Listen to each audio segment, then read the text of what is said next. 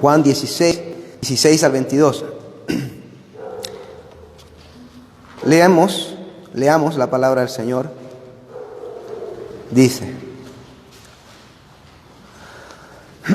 un poco más y ya no me veréis, y de nuevo un poco y me veréis. Entonces algunos de sus discípulos se decían unos a otros: ¿qué es esto que nos dice un poco más y no me veréis? Y de nuevo un poco y me veréis. ¿Y porque yo voy al Padre? Por eso decían: ¿qué es esto que dice un poco? No sabemos de qué habla. Jesús sabía que querían preguntarle y les dijo: ¿estáis discutiendo entre vosotros sobre esto? Porque dije: un poco más y no me veréis, y de nuevo un poco y me veréis. En verdad os digo que lloraréis y os lamentaréis, pero el mundo se alegrará. Estaréis tristes, pero vuestra tristeza se convertirá en alegría. Cuando la mujer está para dar a luz, tiene aflicción porque ha llegado su hora. Pero cuando da a luz al niño, ya no se acuerda de la angustia por la alegría de que un niño haya nacido en el mundo. Por tanto, ahora vosotros tenéis también aflicción, pero yo os veré otra vez y vuestro corazón se alegrará y nadie os quitará vuestro gozo. Amén. Oremos. Señor amado y Dios bueno, solo tú eres bueno y tu nombre sea bendito. Bendito por tu pueblo, por tu iglesia, y que las naciones te rindan alabanza. Señor, te pedimos que por medio de tu Espíritu Santo, el Maestro excelente, quien iluminó las palabras o las letras, las escrituras, a los profetas, a los apóstoles, sea en este tiempo iluminándonos a nosotros para entender, para comprender tu palabra, Señor.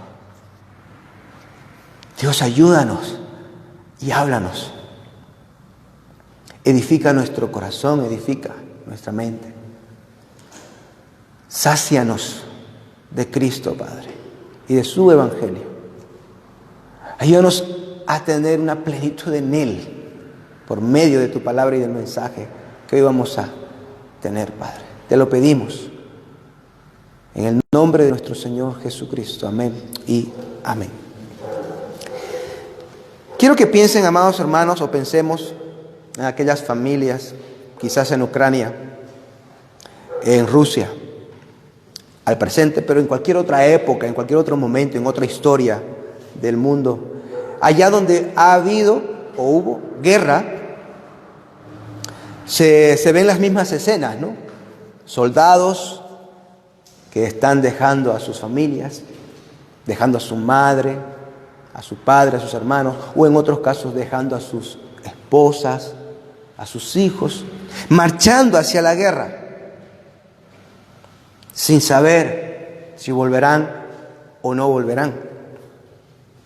Y la familia quedándose totalmente quebrantada, profundamente entristecida, preocupada, sin saber si volverán a ver, por ejemplo, una madre, un hijo, o una esposa, sin saber si volverá a ver a su esposo. Unos niños, unos hijos, sin saber si volverán a ver a su padre,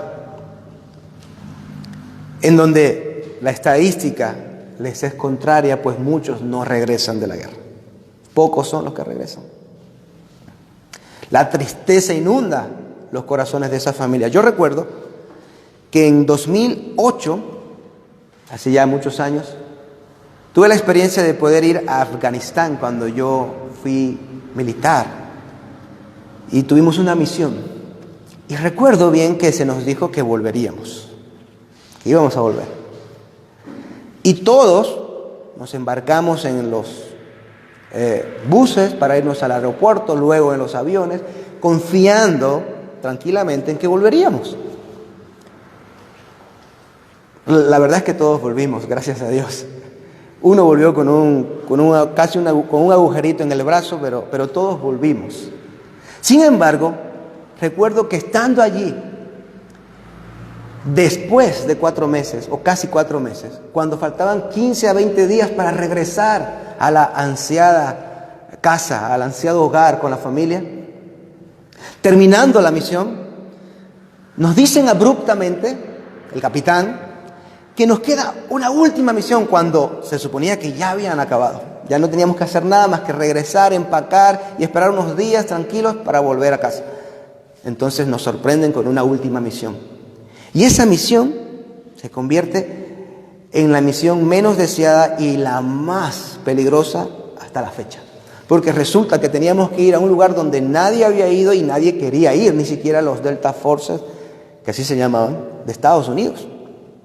Y que nos tocaba ir a nosotros. Y que solamente iba a durar 2 días. Entonces, todos empezaron a preocuparse. Todos. Desde el teniente, el alférez, los sargentos, los suboficiales, todos. Y el capitán dio una orden o una sugerencia. Que todos escriban cartas. Que todos escriban cartas. Y efectivamente todos escribimos cartas. Porque no había seguridad de que todos regresaran. Era una misión difícil y peligrosa. Probablemente no íbamos a regresar todos.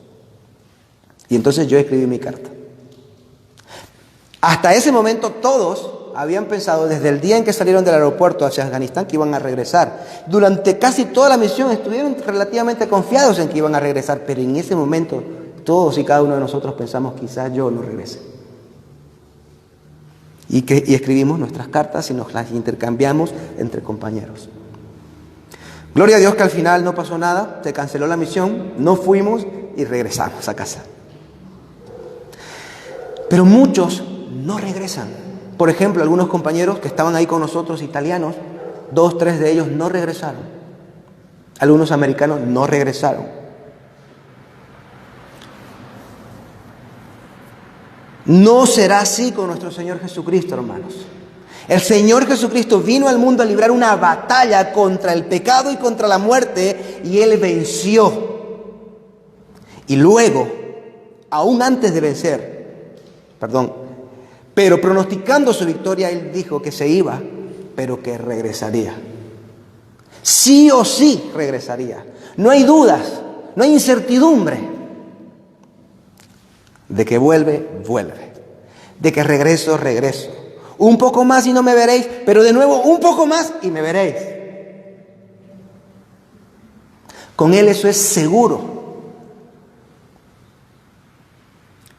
Eso estaremos viendo en esta mañana. El gozo de ver y de tener a Cristo. Verlo y tenerlo. Y leemos el versículo 16 al 18. Nuestro primer punto, como una profecía de su propia muerte y su resurrección, en donde Él dice, un poco más y ya no me veréis, y de nuevo un poco y me veréis.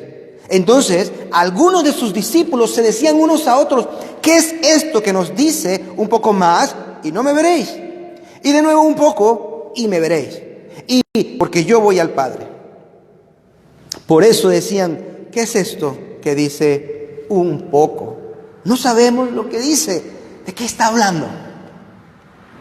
Bueno, los discípulos aún no entendían, amados hermanos, lo que de Él, de Jesús, estaba escrito en las Escrituras.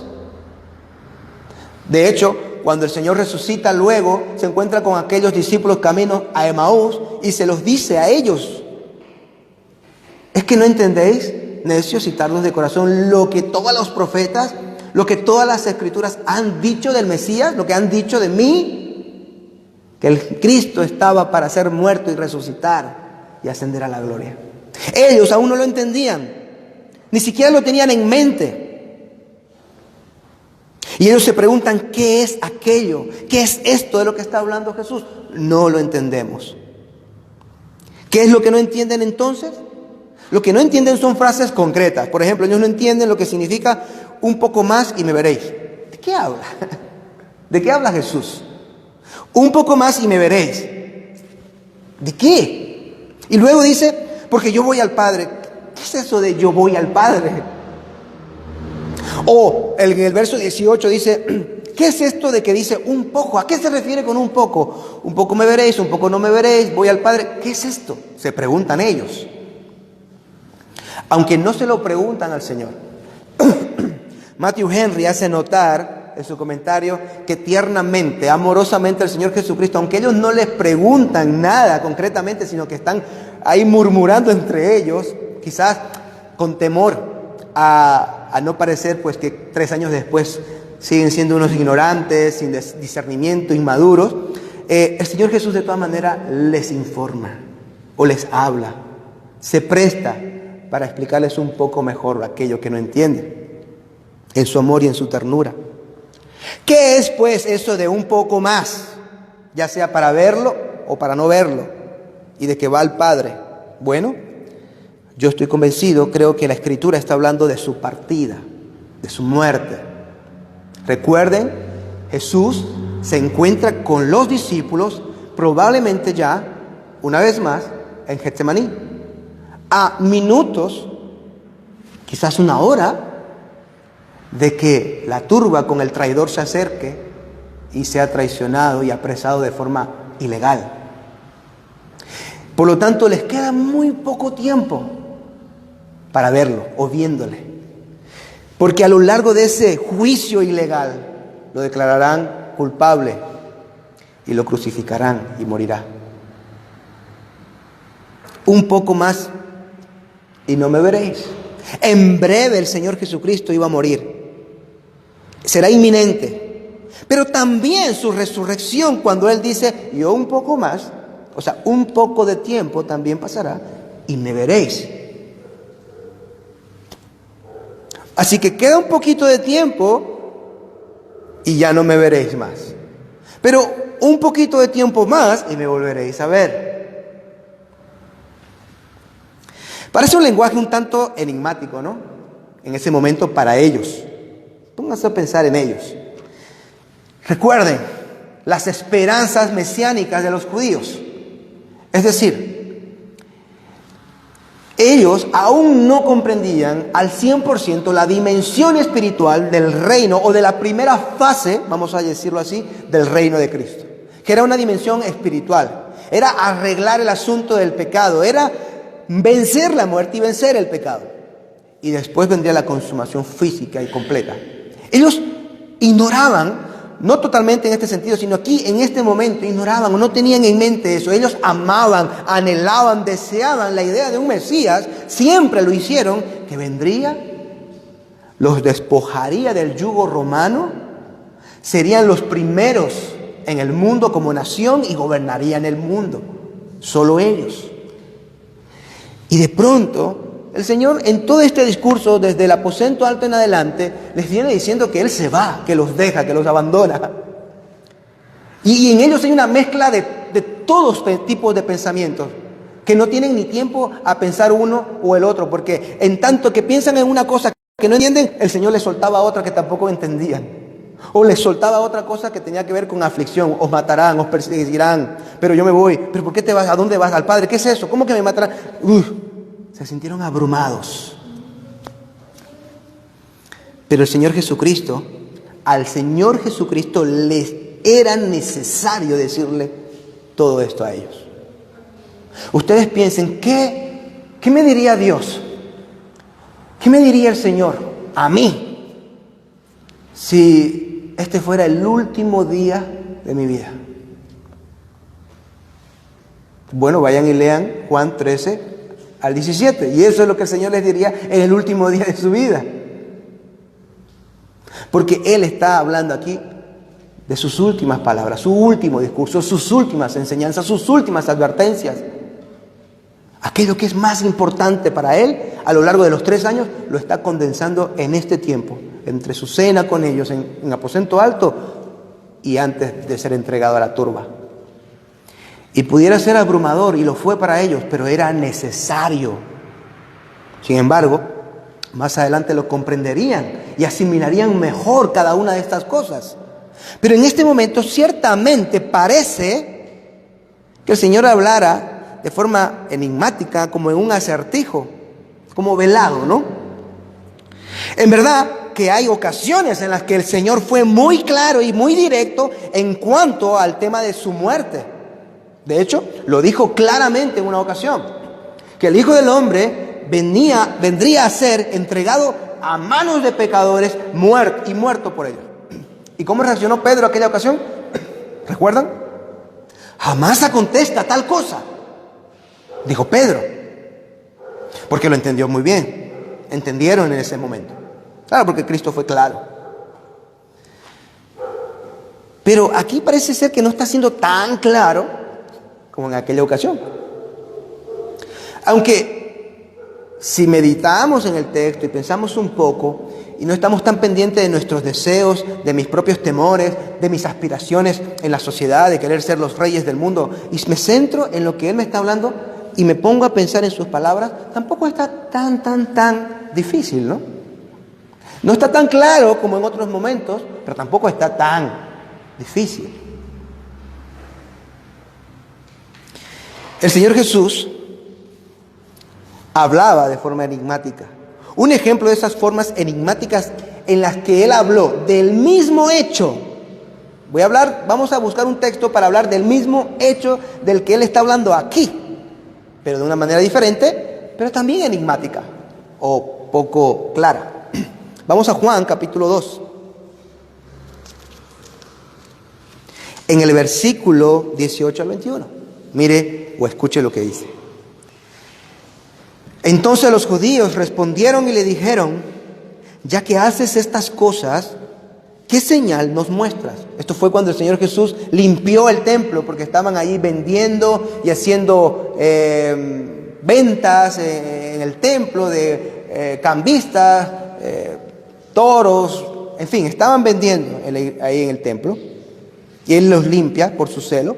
Pero los judíos o los responsables le dijeron: a ver, ¿quién eres? ¿Qué señal haces? ¿Con qué autoridad haces esto? Y miren lo que dice Jesucristo. Jesús respondió hablando de la señal y les dijo: destruid este templo y en 3 días lo levantaré.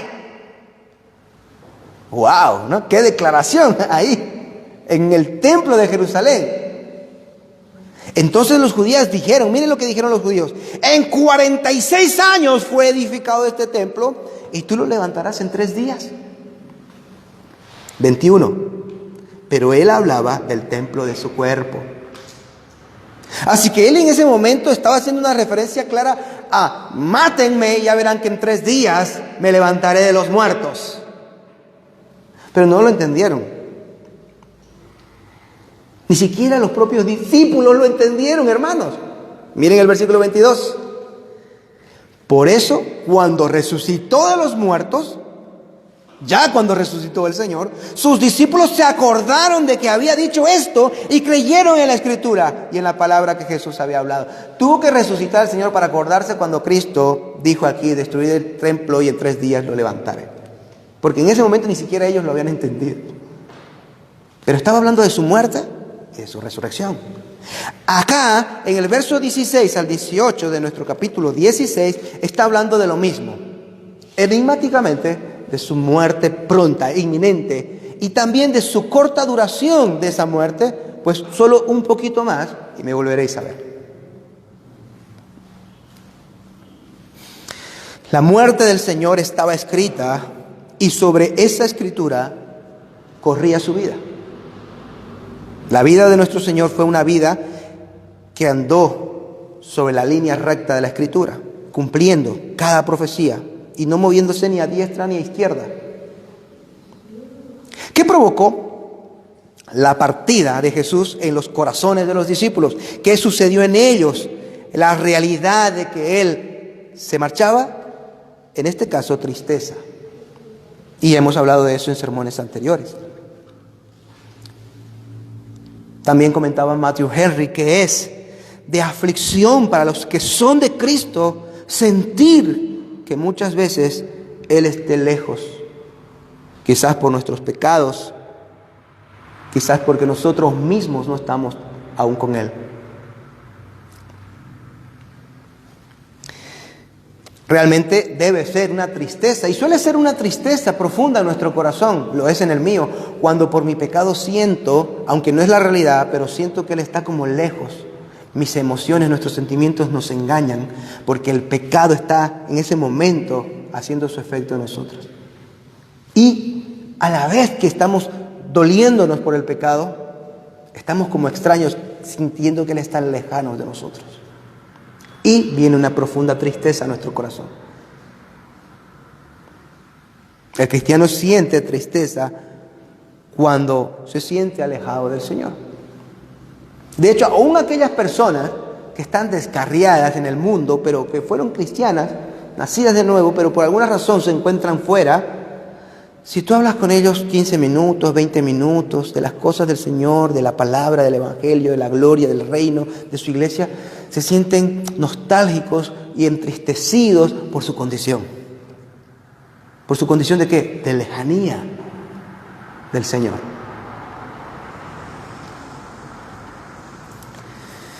Pero su gracia, la gracia que Él está siempre dispuesto a dar, siempre presente a consolar, consoló en ese momento a los discípulos y también nos consuela a nosotros cuando falsamente creemos que Él se aleja, porque es falso. Aun cuando nosotros pecamos, Él nunca se aleja. Él siempre está ahí. Él siempre está a tu lado. Él siempre está contigo. Lo que debemos de hacer es confesar nuestros pecados y Él es fiel y justo para perdonarnos y limpiarnos de toda maldad. Y Él en este momento va a consolar a sus tristes discípulos. Una vez más les va a dar un consuelo. Por tanto les va a decir: lloraréis, pero después os alegraréis. Lloraréis, estáis tristes, pero os alegraréis. Leemos el verso 19. Miren, Jesús sabía que querían preguntarle. Y aunque no se lo preguntaron, Él, presto, dispuesto a enseñarnos, a enseñarles a sus discípulos y enseñarnos a nosotros, les dijo: ¿estáis discutiendo entre vosotros sobre esto? Porque dije un poco más y no me veréis, y de nuevo un poco y me veréis. ¿Estáis discutiendo de esto? En verdad os digo que lloraréis y os lamentaréis, casi como diciendo, y lloraréis amargamente. Pero el mundo se alegrará. Estaréis tristes, pero vuestra tristeza se convertirá en alegría. He aquí el Señor nuevamente consolando, dando esperanza a los discípulos. En un momento en donde la tristeza se agudiza, tristeza más tristeza se está acumulando en ellos, preocupaciones, miedos, temores. Pero Él siempre dándole, pero el consolador, pero vendrá la alegría, pero estaré con vosotros, pero volveré, me voy, pero estoy preparando hogar para vosotros, siempre diciéndoles: esto no es definitivo, esta situación es momentánea. No me estoy yendo y olvidándolos o ignorándolos. Ni los voy a ignorar, ni voy a estar ignorante de lo que suceda. Yo sé que estaréis tristes. Yo sé que lloraréis. Pero vuestra tristeza se convertirá en alegría. Y da una ilustración. Pero vamos a examinar un poco este texto 20 concretamente. Cuando Él dice: en verdad os digo que lloraréis y os lamentaréis. Y luego, pero el mundo se alegrará. Hablemos del mundo. ¿A qué se refiere aquí con el mundo? Diciendo que el mundo se alegrará. Bueno, el mundo aquí son aquellos que rechazaron a Cristo y rechazan a Cristo. Aquellos que se opusieron a Jesús y se oponen a Jesús. Aquellos que mataron a Jesús y ahora quieren matar a Jesús. Porque ciertamente quieren seguir matándolo. ¿No fue Nietzsche quien dijo que Dios estaba muerto? ¿O que había muerto? Entonces, la gente mató a Jesús. Y la gente quiere seguir matando a Jesús. ¿Matar qué? El ideal, la fe, el cristianismo, sus mensajes, su verdad, la idea de Jesús. Los teólogos liberales no han hecho otra cosa, aunque con buenas intenciones, equivocadamente no han hecho otra cosa más que matar a Jesús. creyendo que podían dar una razón intelectual para que el cristianismo sea relevante para la sociedad en el siglo XVIII, despojaron a Cristo del poder milagroso, de su divinidad, de su nacimiento virginal, de su muerte y su resurrección, dejando un Jesús hecho a la imagen y semejanza de los hombres. Así que a Cristo se lo ha intentado matar, y se lo intenta matar desde fuera y desde dentro. Esos son el mundo. Y ciertamente la gente, o por ejemplo, los judíos se alegraron cuando mataron a Jesús. Se alegraron cuando asesinaron al Señor de la gloria. Y hoy se alegran. Todo colectivo contrario a Dios y a Cristo se alegran de que iglesias sean cerradas, de que cristianos sean perseguidos y asesinados, o multados, o iglesias perseguidas. El mundo se alegra. Joe Biden, o Joe Biden, como se lo nombre,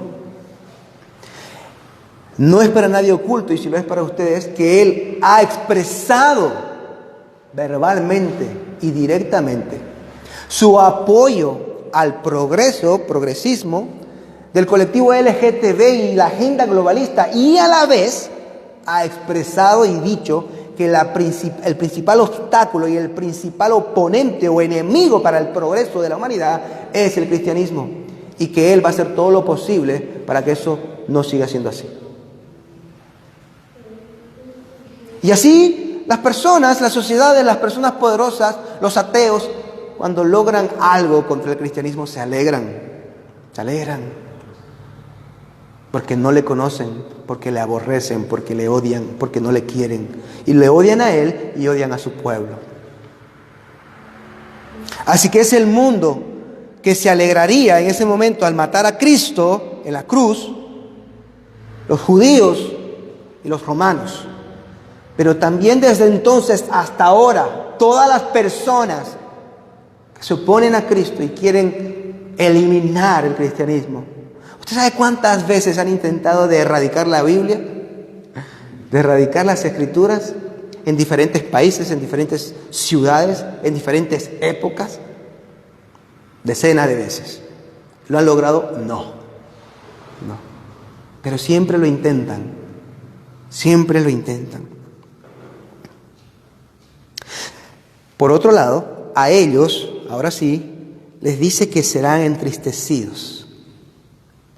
Ellos quedarán profundamente afligidos tras su partida, y mucho más cuando se den cuenta de concretamente, ya en la práctica y visiblemente, a qué se refería él, ¿no? Cuando le vean crucificado y muriendo.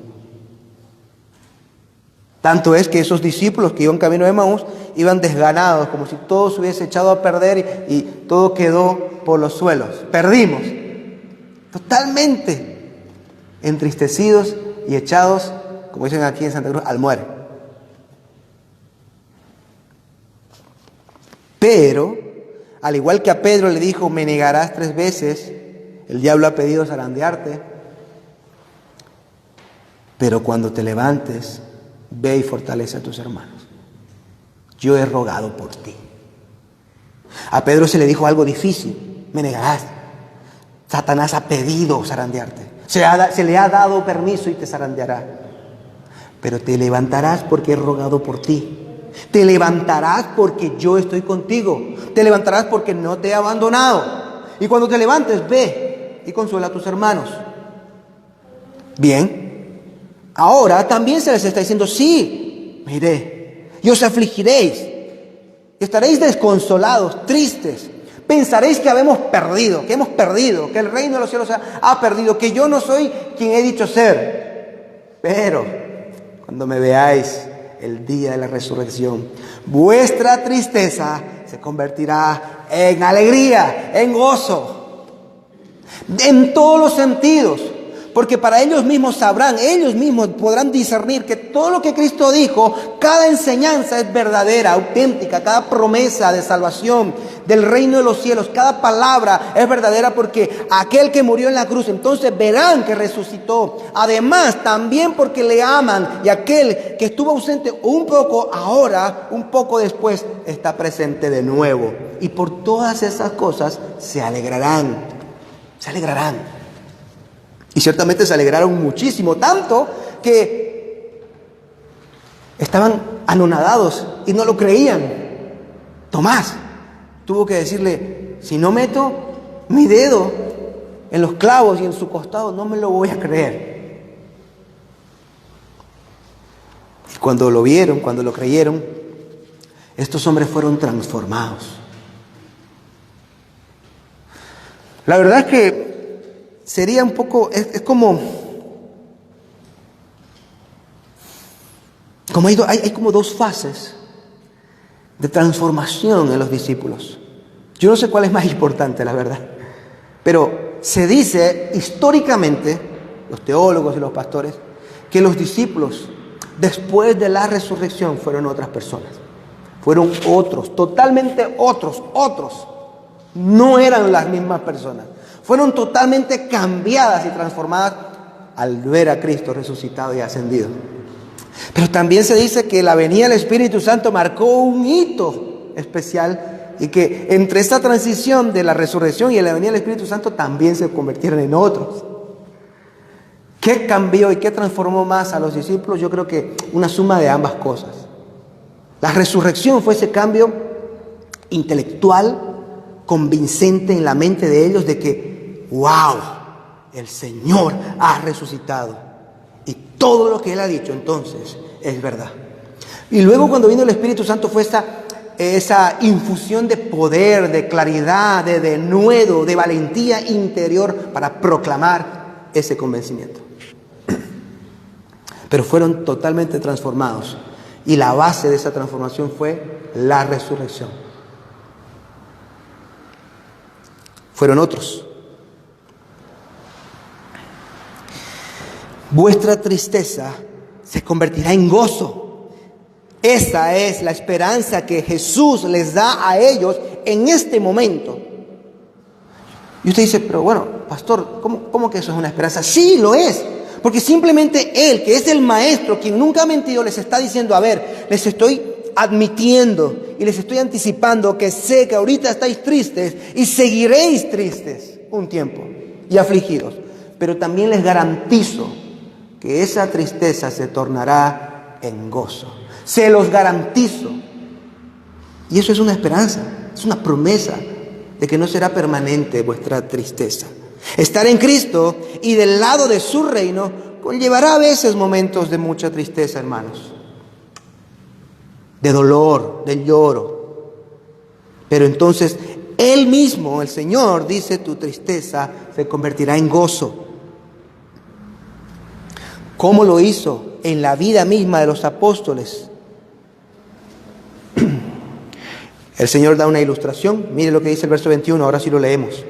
Cuando la mujer está para dar a luz, tiene aflicción porque ha llegado su hora. Pero cuando da a luz al niño, ya no se acuerda de la angustia, porque la alegría de que un niño haya nacido, por la alegría de que un niño haya nacido en el mundo. Por tanto, ahora vosotros tenéis también aflicción, pero yo os veré otra vez, y vuestro corazón se alegrará. Qué ilustración tan tierna y tan entendible, ¿no? Las mujeres, antes de dar a luz, sufren unos dolores que casi me los transmitió a mí mi esposa el día que iba a dar a luz. Casi sentía sus dolores. Yo creo que se enojaría si dijera que me dio más dolor a mí que a ella. De verla en su dolor y de no haber dormido toda la noche y de muchas otras cosas.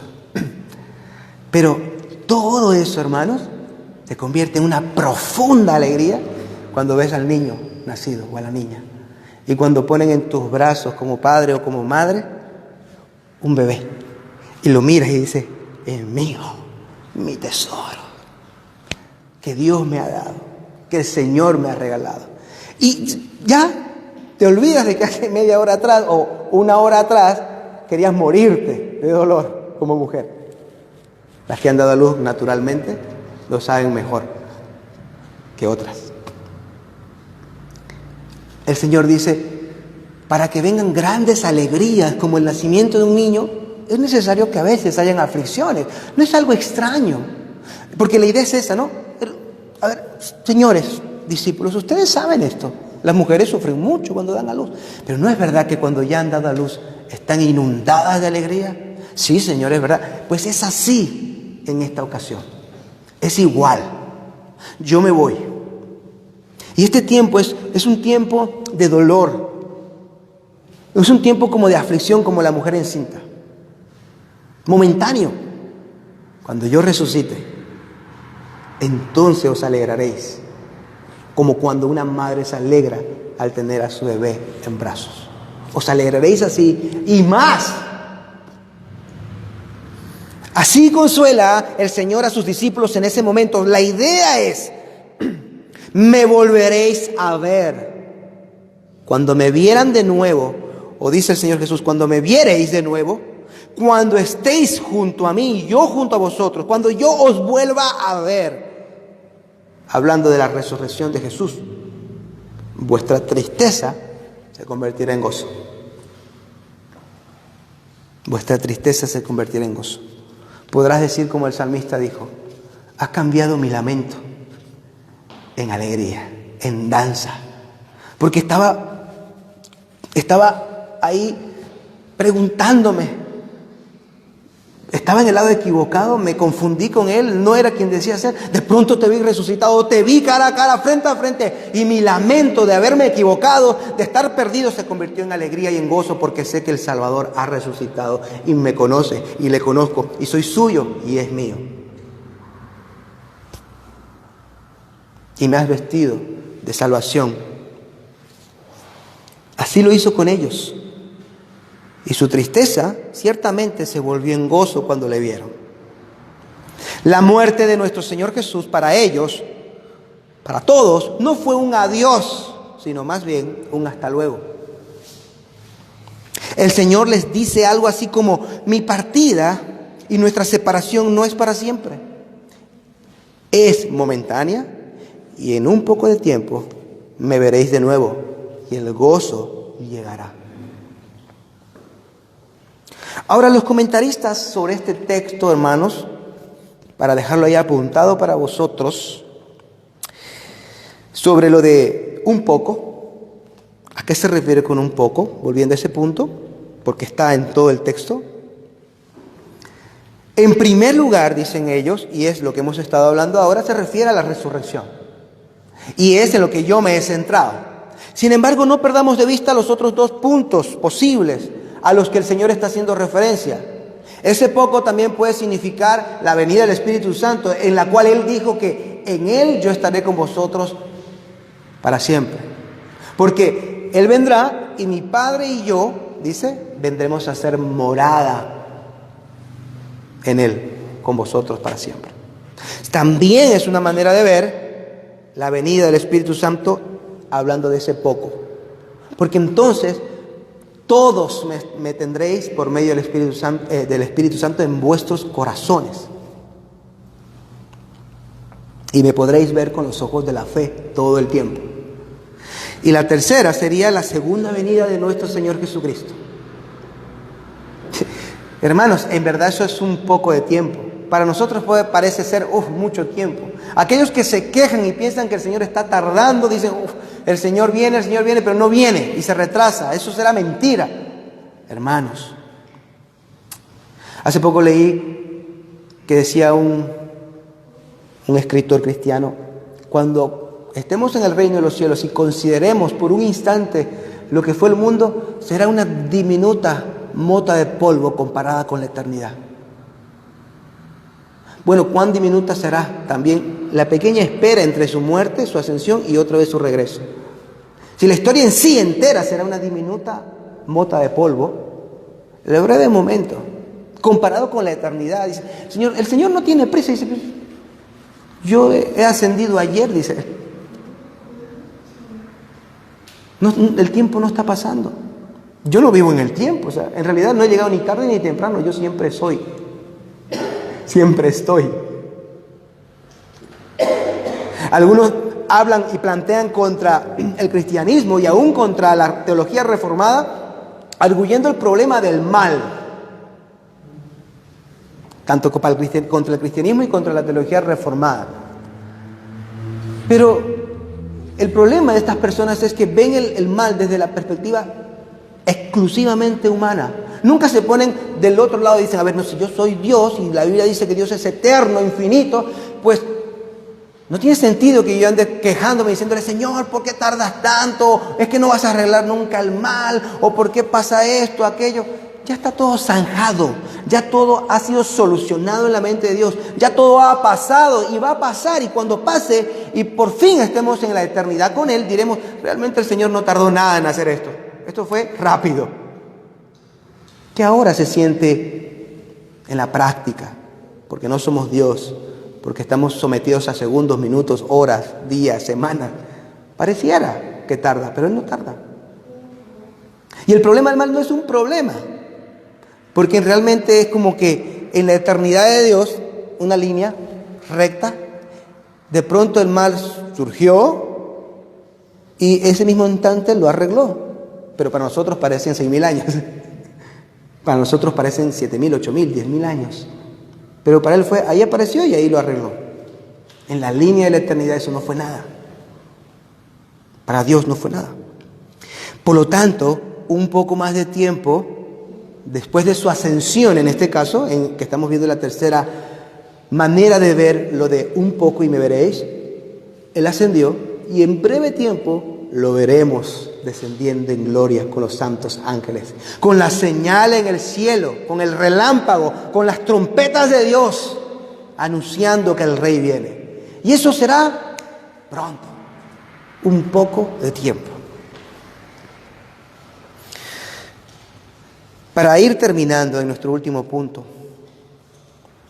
y centrándonos en la esperanza de que en un poco de tiempo me veréis, y que eso se cumplió primariamente en su resurrección, pero que se cumplirá de una manera secundaria también cuando Él regrese en su segunda venida.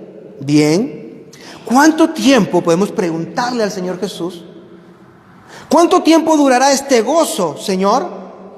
Y si están medio perdidos, me refiero a lo que dice el versículo 22, cuando dice, por tanto, ahora vosotros tenéis también aflicción, pero yo os veré otra vez, y vuestro corazón se alegrará. Ajá, ok. ¿Por cuánto tiempo se alegrará mi corazón, Maestro? Dinos, Jesús. ¿Será una alegría y luego otra tristeza? ¿Será una alegría y otra tristeza? ¿Y vendrán así alegrías y tristezas por siempre sin fin? La respuesta es, y nadie os quitará vuestro gozo. Nadie os quitará vuestro gozo. Pedro, tú serás crucificado por mi nombre. Pero antes de eso, junto con Juan, serás azotado. Y después de haber sido azotado, probablemente hasta dejarles marcadas las espaldas, y quizás sangrando, saldréis gozosos y felices de haber sido tenidos dignos de sufrir por mi nombre. Y luego, Pedro, morirás por causa de mi nombre. Morirás siendo asesinado a la orden del emperador romano Nerón. Y te crucificarán, Pedro. Pero ¿sabes qué? Tal será tu gozo, tu adoración y tu reverencia. En ese instante tendrás gozo, adoración y reverencia, las tres cosas juntas, que les dirás a tus verdugos que no eres digno de ser crucificado y morir como tu Señor. Y pedirás que te crucifiquen boca abajo.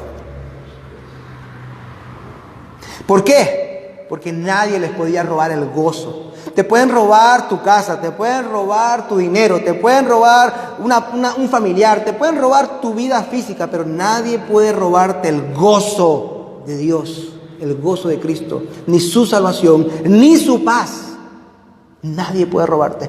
Incontables, hermanos, son las personas a las que se les ha robado lo que acabo de decir: sus casas, su dinero, su familia, sus vidas físicas. Pero murieron cantando himnos.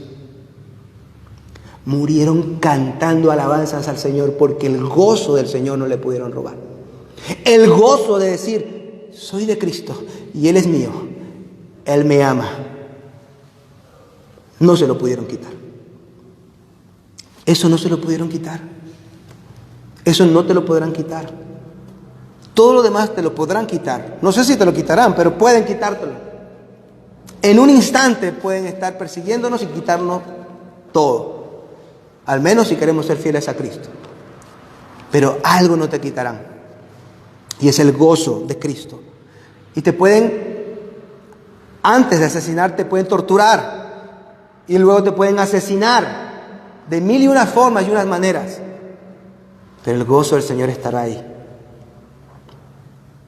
Y si Dios te da la fuerza y tu gozo es tan fuerte en ese momento, puedes morir cantando cánticos, himnos y alabanzas.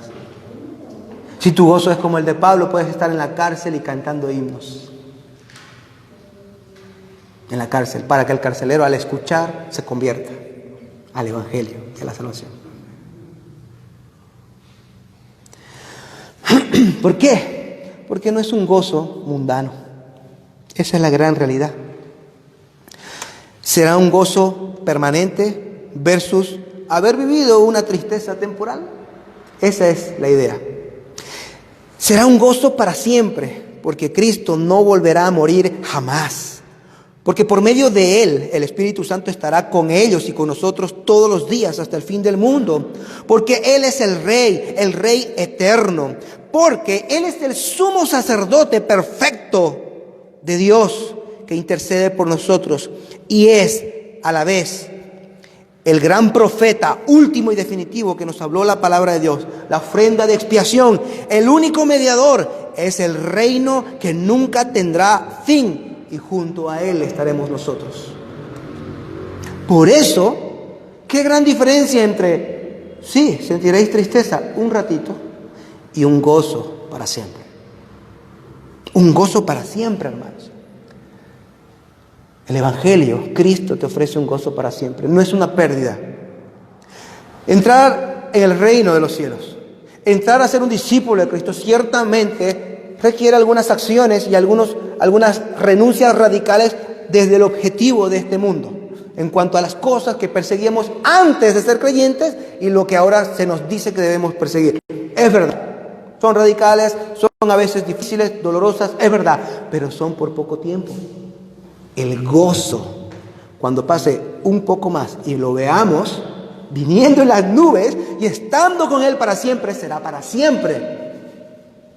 No compares ese poco tiempo de tristeza con ese eternamente gozosos. Y digas, es que no merece la pena. O es que los caminos del Señor son difíciles. Y es que no sé si realmente estoy dispuesto a sufrir por Él. Claro que sí, hermano. Claro que sí, debes estar dispuesto. Mira lo que el apóstol Pablo habla claramente de no comparar. Porque es indigno comparar este tiempo breve de tristeza con el gozo perpetuo que nos espera. En Romanos 8:18, él dice lo siguiente: pues considero que los sufrimientos de este tiempo presente no son dignos de ser comparados con la gloria que nos ha de ser revelada. Ciertamente estoy en un tiempo presente, dice Pablo, y estoy sufriendo, pero yo recuerdo que Cristo dijo que es un poco. Y de pronto lo veré. Y la gloria que ha de ser revelada será infinitamente superior a este poco de sufrimiento. No es comparable. Merece la pena estar a la expectativa con gozo. Y esperar esa esperanza gozosa, perpetua de estar con Él. Ya tenemos un adelanto de ese gozo al ver su resurrección con ojos de la fe. Y sabemos y confiamos que somos salvos y hemos sido salvos. Pero esa esperanza va a ser aún mayor, más concreta, más visible. Hoy vemos por fe, hoy nos gozamos por fe, pero entonces veremos y nos gozaremos por vista, porque le veremos. Será diferente. Será infinitamente diferente cuando le veamos, porque lo que veremos será gloria infinita en Él. Y dice en 2 de Corintios, también el apóstol Pablo, en el capítulo 4, en el verso 17, lo siguiente: pues esta aflicción leve. ¿En serio, Pablo? ¿Leve? ¿Cuántas veces has naufragado? Pues no me acuerdo, 2 o 3. ¿Cuántas veces te han apedreado? Unas 2 o 3. Y azotado unas 2 o 3. Y encarcelado, ya no me acuerdo. Una vez me dieron por muerto, dice. En aflicciones, en caminos, en desiertos, con frío, sin comida, carencias. Pero Pablo dice, pues esta aflicción leve. Leve, hermanos. Así que piénsesela mejor antes de quejarse por sus aflicciones. Piense en Pablo o en cualquier otro cristiano del pasado que consideraba leve. Apedreado, azotado, náufrago, encarcelado, sin agua, sin comida, sin abrigo, sin sustento, sin seguridad.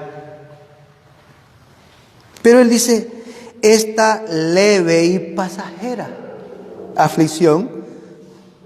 ¿Qué pasa con esto, Pablo? Mire ahí el texto 17. Nos produce un eterno peso de gloria que sobrepasa toda comparación. El peso de gloria, la gloria venidera, llena de gozo, comparada con leve y pasajera, es infinita, hermanos, infinita. Cuando le veamos venir en la gloria, usted va a decir, wow, amén, aleluya. Y la gloria de Dios va a inundar su corazón de mayor gozo del que ya tiene. Y va a ser para siempre, siempre, hermanos. Y es eterna, es pesada esa gloria y ese gozo que usted va a tener, comparado con leve aflicción pasajera. Esa es la realidad bíblica. Nos duelen cosas. Nos enfermamos, estamos mal, nos cansamos, muchas cosas, pero es leve. No lo siento leve, piénselo para que lo sienta también. Y pídale al Señor, Señor, hazme consciente de que esto es pasajero y leve. Y que lo que viene es gozosamente eterno y duradero. Este mundo es una vanidad entera, ¿verdad? Vanidad en el sentido bíblico que usa el predicador en Eclesiastés, que es humo como el vapor, como la neblina. Que el vapor y la neblina está aquí, hacemos así, pasó 2 segundos y ya no está. Transitorio, momentáneo. Todo lo que hay en el mundo es vanidad. Y el mundo y sus placeres y sus cosas pasarán. Pero el que hace la voluntad de Dios permanecerá para siempre. Y mi palabra permanecerá, dice Cristo. El gozo del Señor no es un gozo mundano. Ahí está la diferencia, ahí está la clave. El gozo que Dios nos da, la alegría que Cristo promete, no es una alegría del mundo. Así como su paz, cuando ya vimos, mi paz os doy. Y no la doy como la del mundo. El mundo da cierto tipo de paz. No es esa la que yo les voy a dar. Les voy a dar una paz celestial. Una paz sobrenatural. El gozo es sobrenatural. Esta alegría también es sobrenatural. Por tanto, aunque el mundo pase, ya que es transitorio y vanidoso, pasajero, vuestro gozo, el cual es para siempre, obviamente permanecerá. Porque si es para siempre, permanecerá. Anhelamos o debemos anhelar y buscar un gozo mayor y permanente con Cristo en su reino. Mi anhelo no es jubilarme a los 60 o a los 50 con una gran cuenta en el banco, en el Caribe y con la playa, que me gusta mucho. No lo es.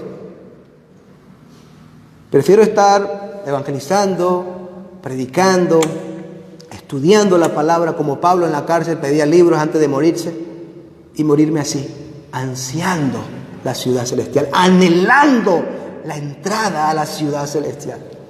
Así es como me gustaría morir. No sé si voy a morir así, si el Señor tiene misericordia y me permite así. Anhelar, desear entrar al gozo de tu Señor. Cristo lo dice así: bien hecho, siervo fiel, sierva fiel, entra al gozo de tu Señor. En realidad el gozo tuyo va a ser el mismo gozo que Dios tiene. Y pregunta, ¿el gozo de Dios se va a acabar? ¿Él alguna vez está ya triste y sin gozo? No. Por tanto, si vas a estar en el gozo de tu Señor, estás disfrutando de un gozo que Él siempre ha tenido y siempre tendrá, y nunca tendrá fin. Eso es lo que debemos anhelar, y no gozos pasajeros de este mundo, hermanos. Gócese, pero sea consciente de que es transitorio. Disfrute las cosas que Dios le ha dado en esta tierra.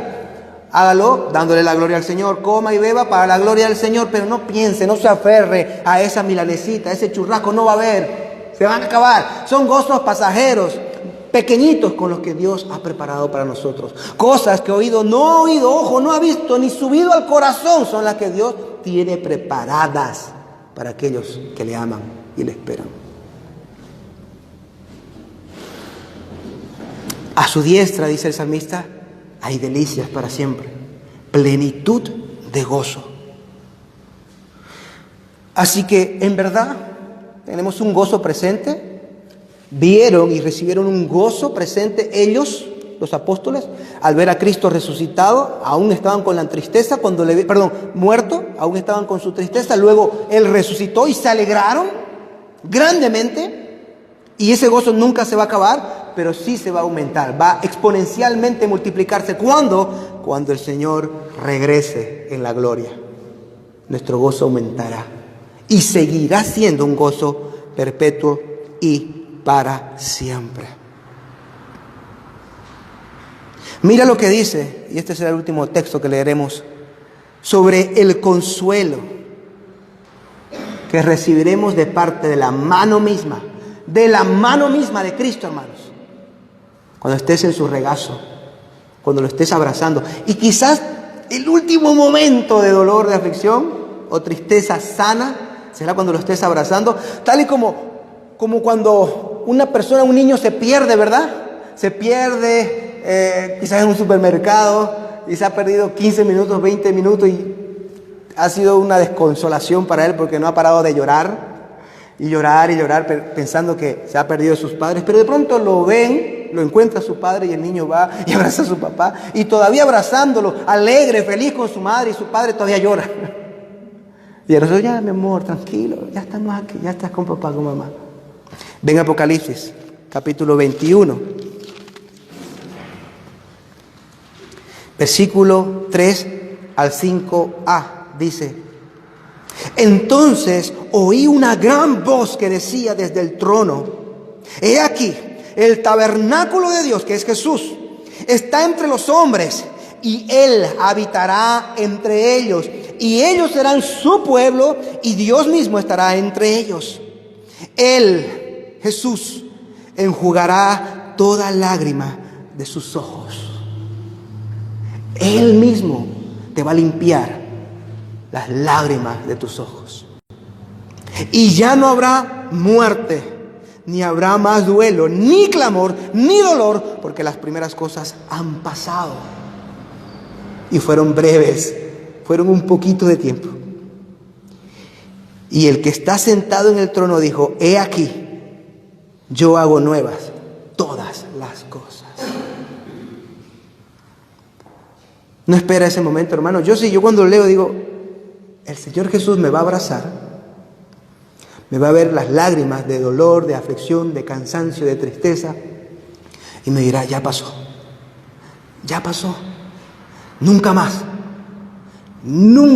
más volverás a sufrir dolor o aflicción. Descansa y disfruta. de mí para siempre. Esa es nuestra esperanza, hermanos. Eso es lo que anhelamos.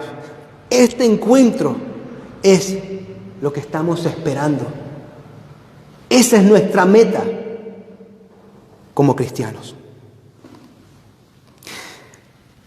¿Qué podemos decir sino que venga el Señor pronto?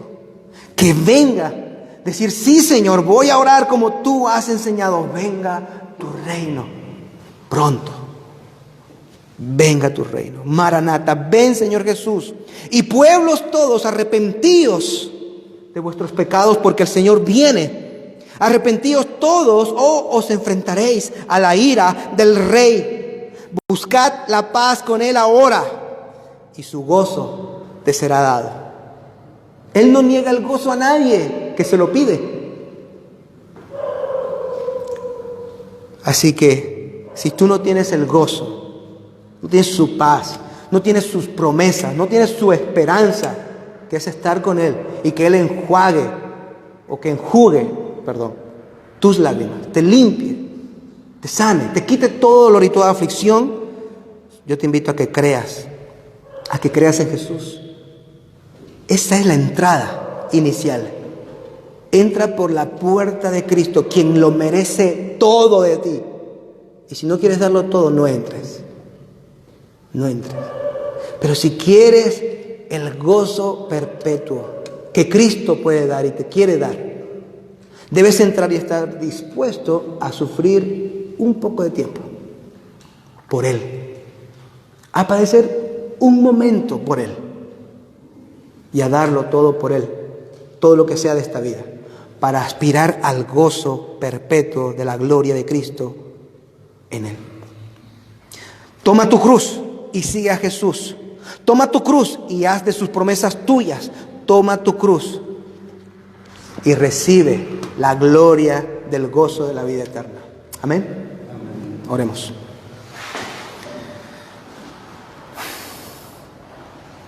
Señor, amado Padre, gracias por estas promesas que consuelan nuestros corazones. En verdad que todos, yo estoy seguro que todos hemos sufrido y sufrimos aflicciones. Muchas de ellas por ser cristianos, otras quizás por otras razones, por estar en un mundo caído en donde el príncipe de este mundo es Satanás y donde los hijos de desobediencia operan con total libertad. Pero, Señor, qué bueno es saber que nos espera tu gozo eterno en los cielos.